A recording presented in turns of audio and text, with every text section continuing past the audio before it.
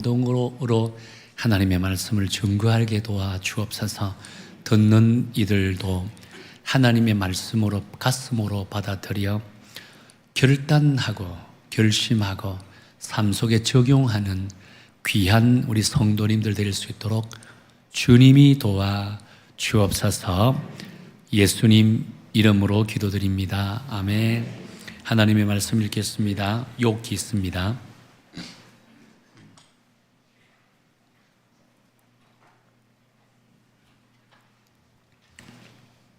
1장 13절부터 22절까지거든요. 제가 먼저 하나님의 말씀 읽도록 하겠습니다. 하루는 욥의 자녀들이 그 맏아들의 집에서 음식을 먹으며 포도주를 마실 때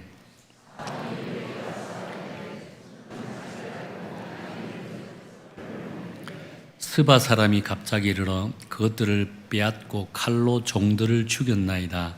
나만 홀로 피하였으므로 주인께 아뢰러 왔나이다.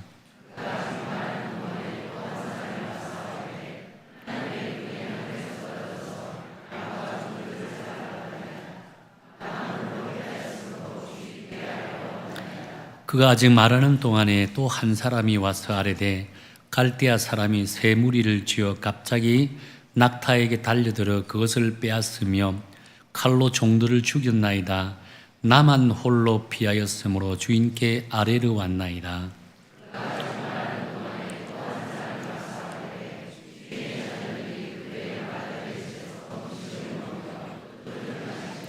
거친 들에서 큰 바람이 와서 집 네 모퉁이를 치매 그 청년들을 위해 무너지므로 그들이 죽었나이다. 나만 홀로 피하였으므로 주인께 아뢰러 왔나이다 한지라.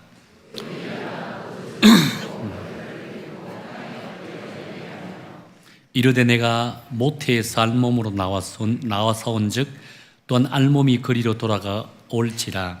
주신 이도 여호와시요 거두신 이도 여호와시오니 여호와의 이름이 찬송을 받으실지니이다 하고 이 모든 일에 욥이 범죄하지 아니하고 하나님을 향하여 원망하지 아니하니라. 아멘. 언젠가 이 상실이라고 하는 단어가 가슴에 와닿아서 제가 서점에 가서 이렇게 책을 한번 찾아보았습니다. 근데 마땅한 책이 없더라고요. 그래서 참 아쉬움을 가지고 이제 서점을 나오면서 하늘을 바라보는데 하늘이 너무 맑았습니다. 그래서 당시에 제 마음은 대단히 힘들고 어렵고 절망적인 마음들을 많이 있었거든요. 근데 하늘은 너무 맑은 거예요. 참 안타깝다. 왜 이리 제가 기쁨이 되지 않을까라고 생각하면서 지나온 삶이 주마등처럼 제 스스로를 흘러가는 그런 모습을 제가 느끼게 되었습니다. 그동안 하나님의 은혜로 너무나 많은 것을 이루었고 또 인정도 받았고 또한 모든 일에 성취감이 최고점에 다다를 정도로 어떻게 보면 기쁘게 행복하게 목회를 하지 않았겠는가라고 생각을 했습니다. 그런데 한순간의 실패로 모든 것을 잃어버린 것 같은 절망감이 내 마음속에 사로잡으니까 제 스스로가 너무 초라하게 보여졌다는 겁니다. 집으로 돌아오자마자 다시 인터넷을 검색했습니다. 그리고 상실에 관련된 책을 찾아보니까 인생 수업을 쓴 엘리자베스 퀴블러스가 쓴 상실 수업이라고는 책이 있더라고요. 제가 이제 급하게 주문을 하고 그 책을 다시 정독하기 시작했습니다. 근데 사실 그 책을 읽으면서 제 마음에 커다란 감동을 주지 못했습니다. 제가 여러분들에게 권하고 싶은 책은 아니더라고요. 주제들은 참 좋은데 내용은 철학적으로 접근하다 보니까 진한 감동으로 다가오는 그런 모습들은 없었습니다. 그러면서 한 구절이, 한 부분이 제 가슴을 이렇게 진동했던 부분이 있어서 여러분에게 한번 읽어드릴게요. 어떤 내용이었냐면 제가 한 문장을 읽어드릴게요. 어떤 종류의 상실이 됐든 간에 그때의 감정에 솔직해지고 슬픔은 슬픔을 그대로 드러내고 또한 상실을 느끼는 것 자체가 내가 존재하는 것이고 또 다른 시작을 알리는 하나의 과정임을 인식하자. 그렇습니다. 우리가 잃었다는 것은 또 다른 것이 존재한다라고 하는 것을 의미한다는 거예요. 존재하지 않으면 잃을 것도 없다는 거예요. 그렇기에 우리가 아무리 많이 잃었다고 해서 우리는 결코 절망하거나 좌절할 필요가 없다는 겁니다. 왜냐하면 잃는 순간 또 다른 시작이 준비되어 있기 때문이라는 거예요. 상실수업의 1장에 보면 참 좋은 제목이 있습니다. 어떤 제목이냐면 신은 감당할 만한 고통만 준다라고 되어 있습니다. 하나님은 우리가 감당할 만한 상실의 고통만 안겨준다는 거예요. 그러므로 우리 그리스도인들에게서 이 상실이라고 하는 단어는요, 어떻게 보면 어울리지 않는 옷을 입은 부자연스러운 모습이지 않겠는가라고 생각한다는 겁니다. 비록 나의 의지와 전혀 상관없이 예기치 않게 다가온 상실의 그 고통이라 할지라도 그것은 하나님의 뜻 앞에서는요, 내려놓음이 되어야만 한다는 겁니다. 이 상실의 상태에서 내려놓음을 묵상할 때 비로소 우리는요, 슬픔이 아니라 오히려 이 상실이 감사가 되고 은혜가 되고 기쁨이 되어질 수 있다는 거예요. 오늘 우리가 함께 읽었던 본문의 내용, 너무나 잘 알고 있는 내용입니다. 욥이라고 하는 인물은 아마 여러분 수십 번 설교를 들었을 거예요. 욥이란 인물이 오늘 이 포커스를 어디에 맞추냐면요, 이 세상 사람들 가운데, 성경의 인물 가운데 가장 큰 상실의 고통을 경험했던 한 인물로 우리가 보기를 원한다는 겁니다. 욥은 대단히 신앙이 뛰어났던 인물이라고 했습니다. 하나님께서 인정했던 의인이고 거룩한 자고 하나님의 백성이라고 했습니다. 최고의 믿음을 소유한 자라고 했죠. 뿐만 아닙니다. 최고의 부자였습니다. 어느 정도 부자일까요? 당대 그 근동 지역에서는 가장 부자라고 했죠. 근데 이 믿음의 가정, 풍요를 누리고 행복하게 살던 이 가정에 고난이 닥쳐왔다는 겁니다. 어떤 고장이냐면 자신의 의지와는 전혀 상관없는, 내가 실수로, 내가 잘못해서 고난이 왔더라면 충분히 내가 감당해야 되겠죠. 그런데 나의 의지와는 전혀 상관없는 고난, 그 고난이 닥쳐왔다는 겁니다. 그 고난은 그 많던 재산이 하루아침에 다 사라져버렸습니다. 내 사랑하는 자녀들 10명이 하루아침에 한순간에 함께 죽어버렸다는 겁니다. 아마 상실의 고통이 최고의 순간에 임하는 그 시점이지 않겠는가라고 본다는 겁니다. 자, 그런데 보다 중요한 것은요, 이런 상실의 고통 속에서도 이 믿음의 사람 욥이 한 고백이 중요하다는 겁니다. 오늘 본문 21절 한번 볼까요? 우리 21절 함께 읽도록 하겠습니다. 21절입니다. 시작. 이르되 내가 모태에서 알몸으로 나왔은즉 또는 알몸이 그리로 돌아가올지라도 주신 이도 여호와시요 거두신 이도 여호와시오니 여호와 이름이 찬송을 받으실지니이다 하고, 욥의 이 고백은요, 상실의 고통을 벗어나게 하는 아주 중요한 키포인트가 되어진다는 겁니다. 사실 욥이 겪었던 상실의 고통은 결코 우리가 만나고 싶지 않은 그런 상실의 고통이라고 할 수 있겠지요. 그런데 이 상실의 고통이 우리의 현실 속에 예고 없이 그 상실의 고통이 찾아왔을 때 과연 우리는 이 상실의 고통을 욥이처럼 감사한 마음으로 받아들일 수 있을까? 여러분, 있을까요? 상실의 고통을 경험한 저로서는요, 섣불리 예스라고 저는 대답할 수 없습니다. 할 자신이 없다는 거예요. 왜냐하면 이 상실의 고통은 우리가 생각하는, 우리가 상상하는 그 이상의 고통을 수반하기 때문이라는 겁니다. 그래서 이 욥처럼 이런 상실의 고통이 왔을 때 오히려 하나님을 찬양하고 하나님 앞에 감사하는 이 마음이 나올까? 글쎄요, 쉽지 않다는 겁니다. 사실 이 시대의 상실의 고통은 다양한 방법으로 우리에게 찾아오잖아요. 다양한 모습으로 찾아옵니다. 어떤 사람은 사업 실패로 상실의 고통이 찾아올 때가 있고, 어떤 사람들은 감당할 수 없는 질병으로 상실의 고통이 찾아올 때가 있습니다.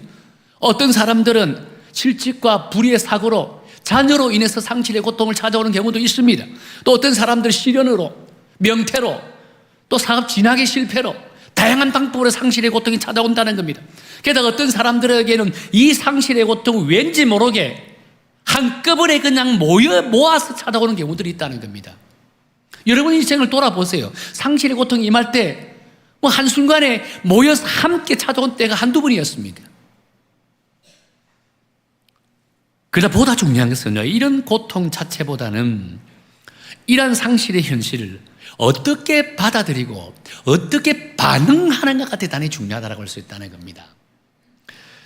그리고 또한 이 어려움이 닥칠 때 이 사건 자체보다는 이 사건을 이해하고 어떻게 해석해야 하는가, 그것이 대단히 중요하다고 할 수 있다는 거예요. 그렇다면 여러분은 이 상실의 고통이 찾아왔을 때 어떻게 반응하는 것이 가장 성경적인 반응이라고 생각하실까요? 오늘 우리가 함께 답을 찾고자 하는 것이 이 질문에 대한 답입니다. 우리 인생에 예기치 않은 상실의 고통이 찾아옵니다. 그럴 때 우리는 이 상실의 고통을 대하는 우리의 모습이 어떤 반응으로 이 상실의 고통을 대할까?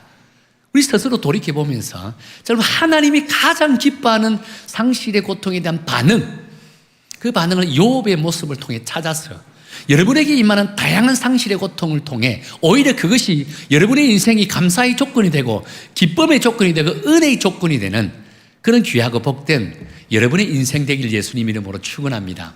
자, 그렇다면 욥은 이 상실의 고통 앞에서 어떤 반응을 나타낼까요? 두 가지 관점에서 우리 한번 살펴보기로 한다는 겁니다. 첫 번째는 욥은요, 상실의 고통 앞에서 직면이라는 반응으로 나타냈다는 겁니다.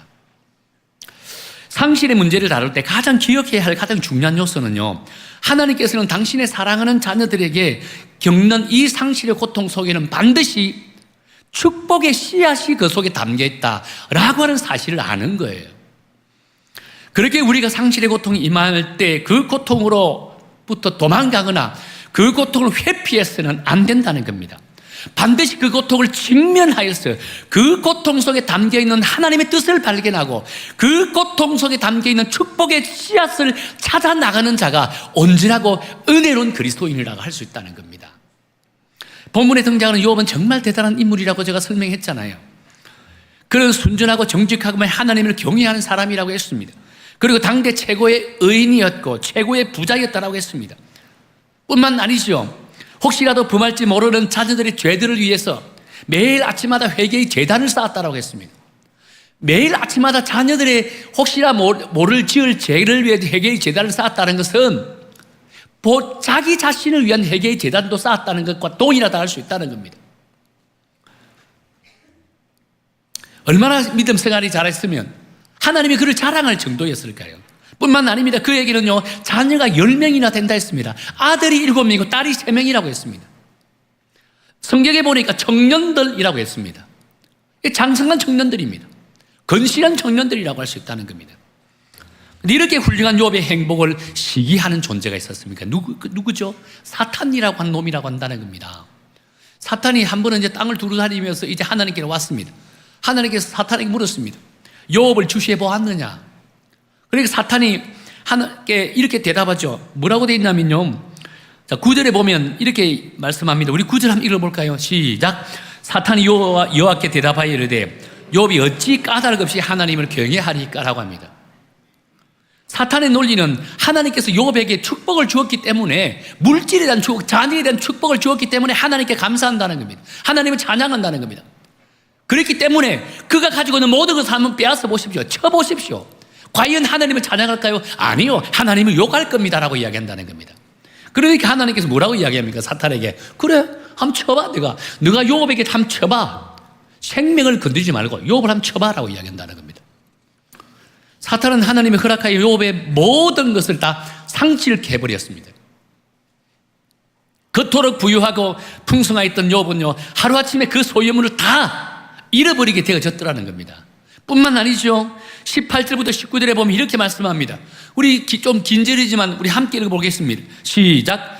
그가 아직 말하는 동안에 또 한 사람이 와서 아뢰되 주인의 자녀들이 그들의 맏아들의 집에서 음식을 먹으며 포도주를 마시는데 거친 들에서 큰 바람이 와서 집 내 모퉁이를 치매 그 청년들 위에 무너짐으로 그들이 죽었나이다. 나만 홀로 피하였으므로 주인께 아뢰러 왔나이다 한지라 라고 했다는 겁니다. 지금 욥은 7명의 아들들과 3명의 딸들이 한순간에 목숨을 잃었다라고 했습니다. 청년들이라고 했습니다. 내 자녀 가운데 청년들 장성했습니다. 이제 다 키웠다는 거예요. 그 청년들이 하루아침에 그냥 한 집에서 그 맏아들이 형제를 다 불러놓고 파티를 열었대요. 파티를 열고 갑자기 폭풍을 몰아쳐가지고 그 집을 폭삭 내려앉게 만들어서 그 안에 있던 형제들이 다 죽임을 당했다는 겁니다. 얼마나 참 안타까운 마음이겠습니까? 여러분이 그런 심정이라면 어떻겠습니까? 저는 성경을 묵상하면서 제가 미국에 있는 아이들이 이런 일을 당했으면 어떻게 했을까? 정신이 온전할까라고 생각했습니다. 뿐만 아니죠. 모든 재산이 하루아침에 다 잃어버렸다 했습니다. 하루아침에 거지가 되어버렸다는 겁니다. 사실 사람에게는 좋은 일만 항상 있는 것은 아니잖아요. 형통할 수 있으면 불행할 수도 있습니다. 많이 가질 때가 있으면 많이 잃어버릴 때도 있다는 겁니다. 그래서 전도서 기자는 전도서 7장 14절에서 이렇게 말씀합니다. 형통한 날에는 기뻐하고 곤고한 날에는 되돌아보아라. 이 두 가지를 하나님이 병행하게 하사 사람으로 그의 장래일을 능히 헤아리 알지 못하게 하였느니라 라고 했다는 겁니다. 우리 인생에는요, 행복한 날도 있고 곤고한 날도 있다는 겁니다. 하나님께서 이것을 병행하게 한다는 겁니다. 형통한 날도 있으면 곤고한 날도 있고, 많이 가질 날이 있으면 많이 잃어버릴 날도 있다는 겁니다. 항상 우리에게 형통한 날만 제공하지 않는다는 겁니다. 항상 우리에게 많이 가진 날만 제공하지 않는다는 겁니다. 왜 그럴까요? 교만해지기 때문이에요, 우리에게. 하나님 우리의 이 세상 살아갈 때 우리의 인생의 목적은 많이 가지는 것이 아닙니다. 여러분 착각하지 마세요. 이 세상 살면서 많이 가진 자가 최고라고 생각하지 마세요. 우리의 인생의 목적은 많이 가지기 위해서 이 세상에 존재하는 것은 아닙니다. 우리가 이 세상에 존재하는 것은 하나님의 영광을 위해서 살아가기 위함입니다. 근데 마치 우리가 이 세상에서 많이 가지는 것이 인생의 최종 목적으로 생각하고 살아가는 사람들이 존재한다는 겁니다. 우리 그리스도인들 가운데서도. 여러분 너무 교만하지 마세요. 하나님은요 한 방에 끝내버릴 수도 있습니다. 오늘 보세요. 당대 최고의 부자였습니다. 하루아침에 모든 재산이 다 날아가 버렸다는 겁니다. 이게 인생입니다. 그래서 하나님께서는요 그렇다고 해서 곤고한 날만 있는 것도 아니라 했습니다. 곤고한 날이 있으면 형통한 날도 있다는 겁니다. 이것이 하나님께서 당신의 사랑하는 백성들을 어떻게 보면 다루시는 방법이라고 할 수 있다는 거예요. 그래서 여러분 많이 가졌다고 교만해서도 안 되고 적게 가졌다라고 스스로 불행해서 할 필요가 없다는 겁니다. 단지 우리는 하나님과 관계 속에서 하나님과 날마다 동행하는 믿음의 삶을 살아가면 된다는 겁니다. 그것이 인생의 최고의 축복이라고 말씀하고 있는 거예요. 지금 욥은 그걸 깨달았다는 겁니다. 그걸 알고 있다는 겁니다. 이런 의미에서 욥의 지금 1장부터 2장까지는요 욥의 때는 모든 것을 잃어버리는 때라고 할 수 있습니다. 모든 것을 상실한 때라고 할 수 있다는 겁니다. 특히 병든 때이고 우는 때이고 슬픔에 젖어 있는 때라고 할 수 있다는 겁니다. 그러나 중요한 것은 욥은 그 고통 중에서도 보통 사람들과 다른 반응, 다른 태도로 하나님을 대했다는 겁니다. 그것은 곧 고통의 때를 회피하지 않았습니다. 곧바로 그 고통의 때를 직면해 나갔다는 겁니다. 직면. 여러분 직면이라고 하는 단어의 의미가 무엇인 줄 아시죠? 직면은요 현재의 상황을 있는 그대로 받아들이는 거예요.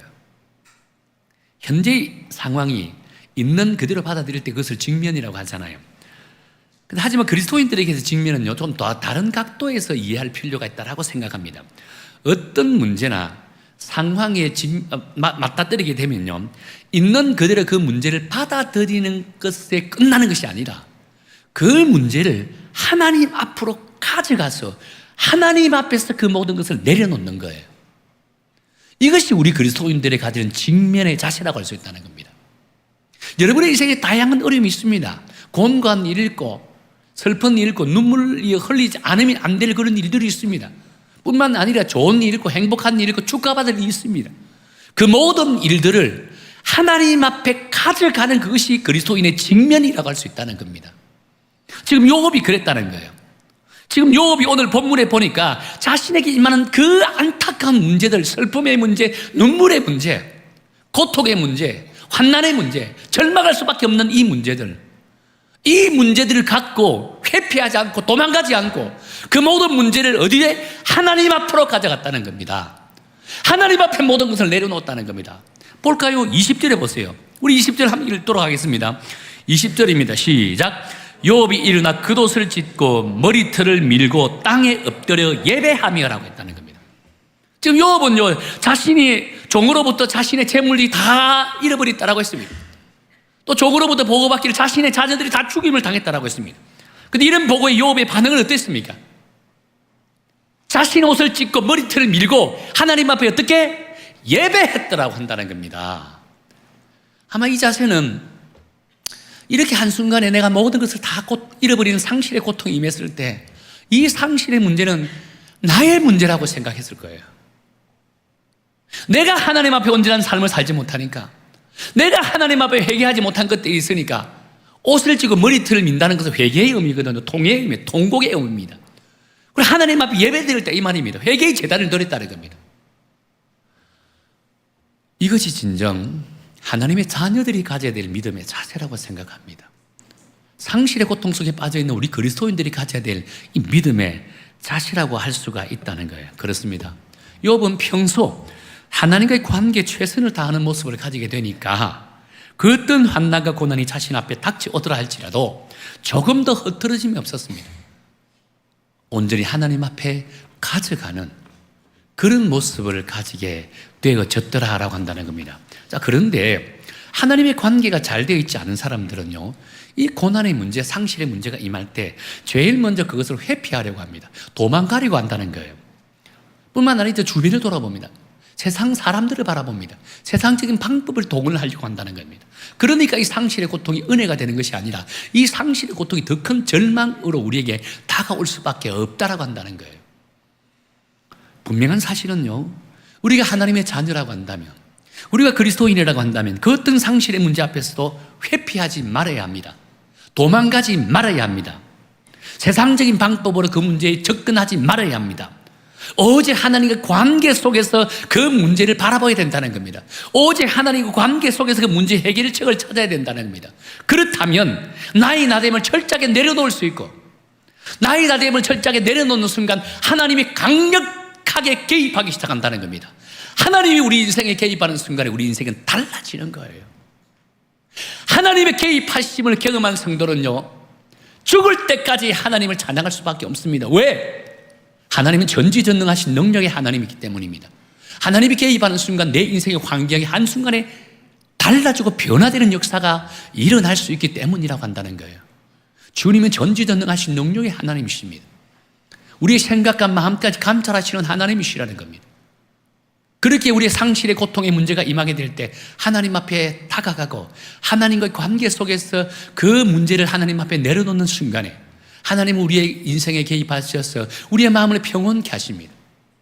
우리의 마음을 평온케 하시고 우리의 마음속에 입술을 통해 도리어 그 고통이 감사로 성화되는 모습이 나타나준다는 겁니다. 감사로 성화될 때 우리에겐 다시금 일어설 수 있는 에너지가 생기게 된다는 겁니다. 이것이 건강한 그리스도인이 가지는 믿음의 자세라고 할 수 있다는 거예요. 우리 여성교에 속해 있는 모든 성도 여러분들도 여러분의 인생에 다양한 상실의 문제가 임하게 됩니다. 그 상실의 문제가 임하고 상실의 고통이 임할 때 결코 회피하지 마세요. 도망가지 마세요. 직면하십시오. 하나님께 가져오세요. 모든 건 내려놓으세요. 그리고 나의 나됨도 내려놓을 때 하나님이 여러분의 인생에 개입하십니다. 그럴 때 여러분의 삶이 달라집니다. 믿음이 달라집니다. 입술을 통해 하나님을 원망하는 것이 아니라 하나님을 찬양하는, 그러므로 인해 여러분의 인생이 형통으로 인도함을 받는 축복된 그런 믿음의 성도가 될 줄로 예수님 이름으로 축원합니다. 또 한 가지는요, 욥은 상실의 고통 앞에서 이 바라봄의 반응을 나타냈다라고 했습니다. 바라봄. 자, 21절과 22절을 다시 한번 우리 한번 읽어볼까요? 시작. 이르되 내가 모태에서 알몸으로 나왔은즉 또는 알몸이 거리로 돌아가올지라 주신 이도 여호와시요 거두신 이도 여호와시오니 여호와의 이름이 찬송을 받을 지실지에다 하고 이 모든 일에 욥이 범죄하지 아니하고 하나님을 향하여 원망하지 아니하니라 라고 합니다. 지금 욥은요, 상실의 고통 중에서도 하나님께 경배하고 찬양을 드렸다라고 한다는 겁니다. 비록 자신이 엄청난 상실의 고통을 겪고 있지만 이 상실의 고통은 하나님이 주관하고 계심을 믿었다는 겁니다. 그렇기에 주신 이도 하나님이시고 가져가신 이도 하나님이심을 저는 믿는다는 겁니다. 그러니까 하나님을 찬양할 수밖에 해요. 그러니까 하나님 앞에 경배할 수밖에 없다는 겁니다. 비록 내 상식으로는 이해가 되지 않는 상실의 고통이지만 그럼에도 불구하고 그 고통 속에 하나님의 뜻이 담겨있다는 사실을 믿었다는 겁니다. 이게 얼마나 참 욥이 대단한 믿음의 인격을 소유한 자인지 충분히 이해할 수 있다는 겁니다. 저는 본문의 욥을 묵상해 보면서 평소에 욥의 신앙 훈련이 얼마나 잘 되어 있는지 참 보게 된다는 겁니다. 그러면서 우리에게도 평소의 신앙 훈련이 얼마나 중요한지를 다시 한번 깨닫게 된다는 겁니다. 사실 누구나 할 것 없이 갑자기 환난이나 고통을 당하게 되면 정신이 혼미해진다라고 했습니다. 지난번에도 제가 잠깐 말씀을 드린 것처럼 정상적인 사람이라 할지라도 큰 환난이나 큰 상실의 고통이 임하게 될 때 갑자기 사람의 지능지수가 몇으로 떨어진다 했습니까? 70으로 떨어진다 했잖아요. 정신이 헷갈린다는 겁니다. 어떻게 판단하고 어떻게 말을 하고 어떻게 행동해야 될지를 잃어버린다는 겁니다. 실제로 그렇습니다. 여러분도 그런 경험 해봤잖아요. 그런데 신앙훈련이 잘 되어 있는 사람은요, 그렇게 딱 임하는 순간에 그냥 규칙적으로 축축축축축 해야 될 방법들이 나온다는 겁니다. 아무리 우리 지능지수가 70으로 80으로 떨어진다 할지라도 내가 이런 상황에서는 어떻게 행동하고 어떻게 판단하고 어떻게 결정하고 어떻게 말을 할지 쭉 펼쳐져 있다는 겁니다. 이게 보통 신앙훈련이 잘 되어 있는 분들이 가지는 자세라고 할 수 있다는 겁니다. 여러분, 남자들은 군대 가면 매일 군대에서 훈련을 하잖아요.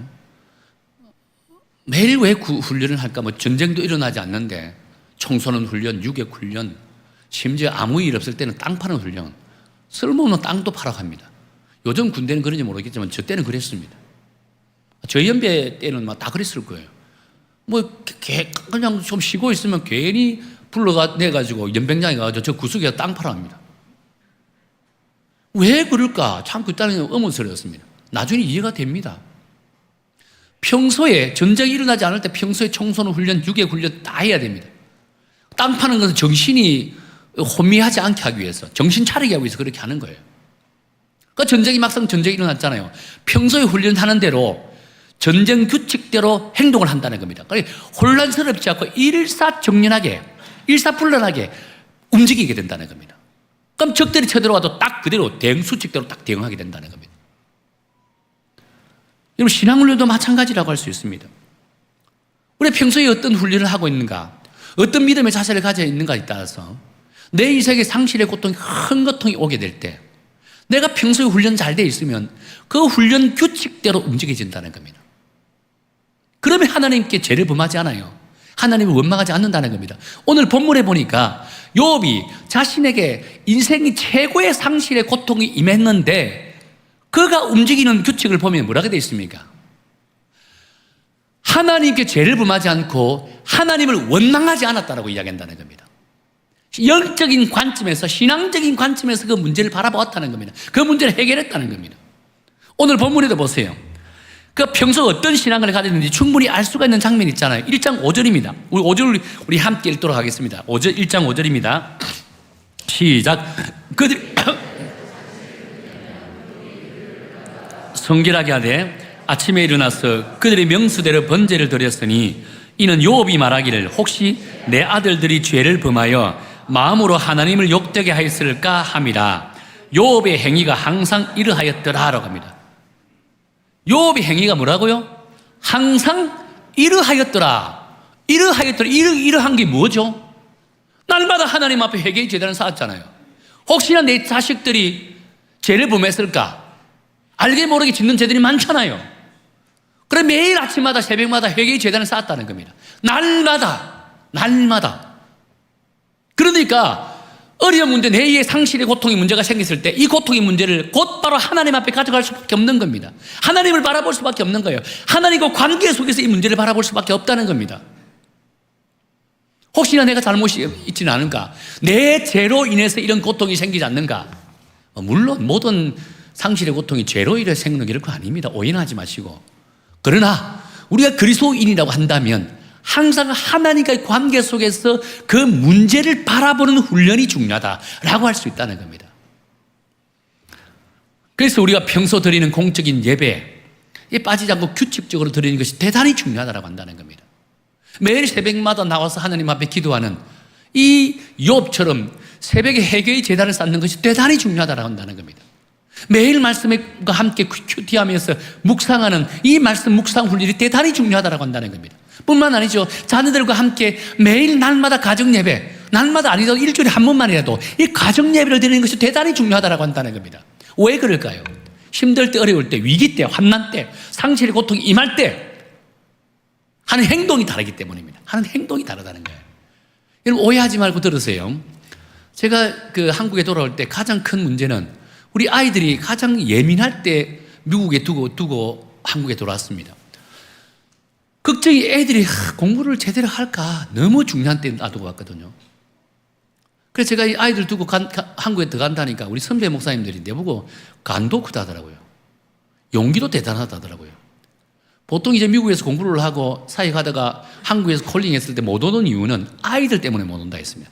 주로 한국에서 이 부름을 할 때 아이들이 사춘기 때 그때가 주로 나이대가 그렇거든요. 40대 중후반이 그럴 때잖아요. 못 온대요. 아이들 때문에. 저는 가감하게 와버렸잖아요. 그러면서 아이들 두고 과연 공부를 제대로 할까, 무엇보다 믿음 생활 제대로 할까 걱정이 이만저만이 아니었습니다. 근데 아이들 지금까지 믿음 생활 정말 잘합니다. 이제 직장을 다니고 이제 우리 작은 애는 이번에 결혼하지만은 너무너무 믿음 생활 잘합니다. 자, 그런데 아이들이 가끔 하면서 미국 가서 아이들과 만나서 대화를 나누거든요. 대화를 나누면서 아이들이 꼭 믿음의 고백처럼 하는 이야기가 있습니다. 그것은 뭐냐면 자신들이 힘들고 어려울 때 항상 하나님의 말씀이 생각나고 기도가 생각났다랍니다. 왜? 어릴 적부터 엄마와 함께 자기 전에 말씀을 함께 나누고 기도했던 이것이 힘들고 어렵고 외로울 때 자기도 모르게 그때 묵상했던 말씀이 생각나고 기도를 해야 되겠다는 생각이 났더라는 겁니다. 지금의 자신들이 있는 것은 그 바로 엄마와 함께 했다. 못하고 저는 아니다. 저도 했습니다. 가정예배를 드렸습니다. 가정예배를 드리고 큐티했던 그것이 오늘 자신들의 신앙을 유지할 수 있었던 가장 큰 원인이 되었다고 이야기한다는 겁니다. 여러분 우리 가정예배 세미나 강구하고 있죠. 여러분 가정예배 세미나 참석하세요. 정말 중요합니다. 여러분의 믿음의 자녀들이 지금 이제 청소년 시기를 보내고 청년의 시기를 보내면 장년의 시기를 갈 때 믿음을 온전히 유지하기 위해서 믿음의 유산을 물려주기 위한다면 가정에서부터 말씀과 아이들과 함께하는 그것이 대단히 중요하다는 수 있다는 겁니다. 그런 아이들은 장성에도 옆으로 빠지지 않습니다. 믿음이 흔들리지 않더라는 겁니다. 대다수가 100%는 건 아니겠죠. 대다수가 통계적으로 보면 평소에 이 말씀으로 훈련받는 아이들이 성장했을 때 참 믿음을 유지하고 붙들고 온전한 믿음 생활을 감당하는 것을 보게 된다는 겁니다. 그래서 여러분 가정예배 세미나에 꼭 자녀를 둔 부모님 가정예배 세미나에 꼭 참석하세요. 가정예배를 드리세요. 가정예배가 여러분의 자녀의 믿음을 진짜 책임진다라고 하는 이런 마음과 각오를 갖고 가정예배를 드리시기를 정말 간곡하게 예수님 이름으로 축원합니다. 그렇습니다. 오늘 본문에서도 이 평소에 신앙 훈련이 잘 되어 있던 욥은 상실의 고통 앞에서 어떻게 고백하냐면요. 23장 10절에 보면 이렇게 고백합니다. 우리 23, 10절을 우리 함께 하면을 읽겠습니다. 시작. 내가 가는 길을 그가 아시나니 그가 나를 단련하신 후에 내가 순건같이 되어 나오리라 라고 한다는 겁니다. 욥은 자신에게 임한 고통이 자신을 절망으로 이끄는 그런 고통이 아니라 자신을 더욱더 훈련시키고 단련시켜서 하나님의 나라를 위해서 정금같이 서기 위해서 이런 고난과 한난과 상실의 고통을 주었다라고 믿음을 고백하고 있다는 겁니다. 얼마나 대단한 믿음의 고백이라 할 수 있을까요? 자기 인생에서 모든 것 다 잃어버렸습니다. 재산 다 잃어버리고 자녀들 다 잃어버렸습니다. 그럼에도 불구하고 그 하나님 앞에 고백하는 것은 이런 고통의 시간을 허락해 주신 것은 하나님의 나를 더 단련시키고 더 단련시켜서 정금같이 하나님의 나라를 위해서 서기 위해서 나를 이런 고통을 허락해 주셨다라고 하는 이 믿음의 고백이 있었기에 결국에는 욥이 갑절의 이상 2배 이상의 축복을 받게 되는 놀란 은혜가 나타나게 되어졌더라는 겁니다. 사랑하는 성도 여러분, 여러분에게 임하는 다양한 상실의 고통, 그 고통을 외면하지 마십시오. 포기하지 마시고 도망가지 마십시오. 분명한 사실은 하나님께서 여러분에게 상실의 고통을 주셨을 때는 그 상실의 고통을 통해 여러분에게 기대하는 것이 있다는 것입니다. 그렇게 우리에게 임한 상실의 고통 앞에 있을 때는요, 우리는 절망과 낙심하는 것이 아니라 그 상실의 고통은 하나님과의 관계 속에서 문제를 바라보는 믿음의 성도가 되어야만 한다는 겁니다. 그래서 그 상실의 고통을 통해서 나를 더욱더 단련시키고 정금같이 만들어서 이 마지막 때에 하나님의 나라를 위해서 존귀하게 쓰임받기 위해서 이런 고통을 허락하셨다. 이 믿음의 자세를 가지는 자가 이 마지막 때 하나님의 들어서신다는 것입니다. 그런 자를 통해 하나님의 나라가 이루어진다는 것입니다. 우리 여성교회에 속해 있는 모든 성도님들도 이 마지막 때 하나님이 기대하는 성도, 우리 여성교회가 이 시대 하나님이 기대하는 교회로서 시험받아 하나님이 우리 여성교회를 통해 아직도 부천 지역의 수많은 영혼들이 예수님을 만나지 못했습니다. 그 수많은 영혼들이 우리 여성교회를 통해 구원의 역사가 일어나고 아직도 믿음의 회복을 기대하는 성도들이 우리 여성교회를 통해서 믿음이 회복되는 역사가 일어나기를 예수님 이름으로 축원합니다. 어떨 때 상실의 고통 앞에서 외면하거나 도피하는 것이 아니라 그 상실의 고통을 직면하고 하나님 앞에 내려놓고 하나님을 바라보는 믿음의 자세를 가질 때 이런 놀라운 은혜와 역사가 일어나는 줄 믿으시고 우리 여성교회에 속해 있는 모든 성도 여러분은 정말 성숙한 그리스도인으로서 하나님이 기대하는 그런 믿음의 성도가 되기를 예수님 이름으로 축원합니다. 찬양 드리기를 원합니다.